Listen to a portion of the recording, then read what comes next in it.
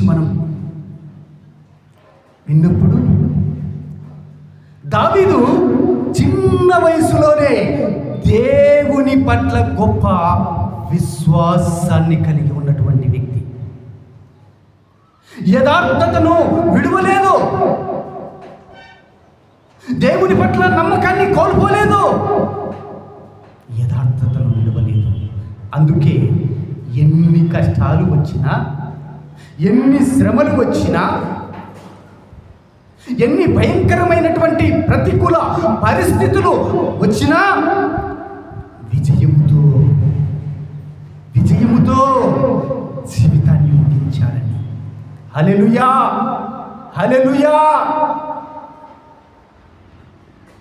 షడ్రక్, మేషక్, అబేద్నెగో తమ బాల్యము నుండి దేవుని యందు ఎంతో నమ్మకం గలవారై, దేవుని పట్ల నమ్మకం గలవారై, నమ్మకం ఉంచి పూర్ణ విశ్వాసము కలిగినటువంటి వారై, నమ్మకముతో కడవరకు అనగా మరణమునకు తెగించి నిలబడ్డారు. కాబట్టి దేవుడు ప్రాణాలను కాపాడుటయే కాక వారికి ఉన్నత స్థితిని ఇచ్చాడు. హల్లెలూయా, హల్లెలూయా. నా ప్రియమైనటువంటి దేవుని విశ్వాసులారా, ఈ లైవ్ వీక్షిస్తున్నటువంటి మీతో దేవుడు మాట్లాడుతూ ఉన్నాడు. దావీదు వలె నీవు ధైర్యం కలిగిన వాడవై, కడవరకు నమ్మకముగా దేవుని పట్ల విశ్వాసము కలిగి, యథార్థతను కలిగి, ఎన్ని కష్టాలు వచ్చినా, ఎన్ని నష్టాలు వచ్చినా, ఎన్ని శోధనలు వచ్చినా, కలిమికైనా లేమికైనా చివరికి కడవరకు ఎన్ని కష్టాలు వచ్చినా కూడా నీవు దేవునికి నమ్మకంగా,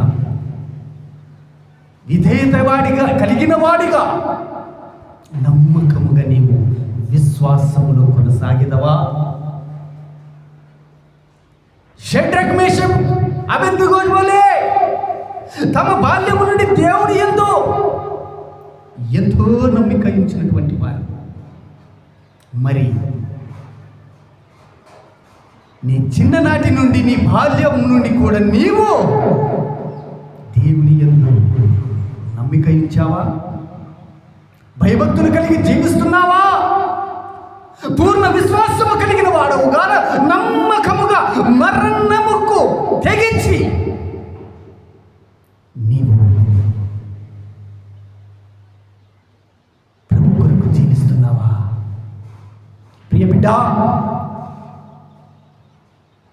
ప్రియ దేవుని వారలారా, ఈ మాటలు వింటున్న నీతో దేవుడు మాట్లాడుతూ ఉంటున్నాడు. ప్రియులారా, అట్లనే యోసేపు గురించి మనం విన్నప్పుడు, తన బాల్యము నుండి దేవుని యందు భయభక్తి కలిగి తల్లిదండ్రులను గౌరవించే శ్రేష్టమైనటువంటి గుణము కలిగినప్పటికీ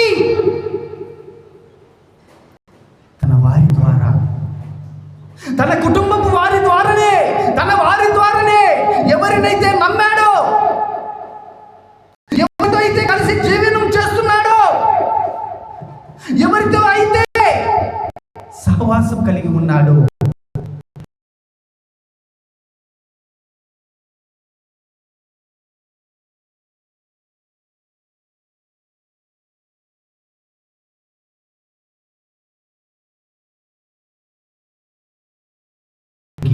నమ్మకముగా, యథార్థత గలవాడుగా ఉండటం వలన దేవుడు తనను ఉన్నత స్థలమునకు హెచ్చించాడు. హల్లెలూయా, హల్లెలూయా. నా ప్రియ దేవుని బిడ్డ,